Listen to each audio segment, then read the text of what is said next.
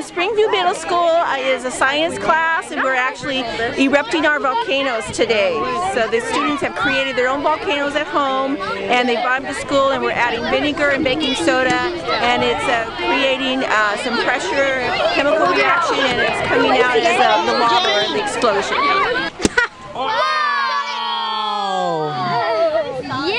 Part of our science chapter for volcanoes. They actually do a research project, some textbook work, and then a hands-on activity and a lot of mapping, and then now they create this. No, go, go, go. Oh!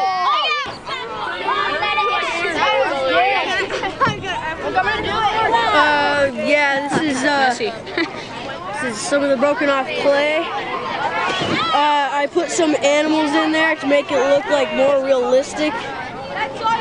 And yeah, here's a rattlesnake. Yeah, this one's gonna explode. Alright, ready? And portion one. Wait, whoa.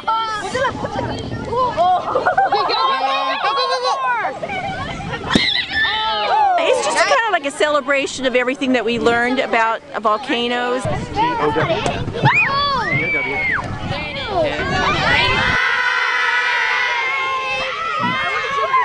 And to all those out there, have fun.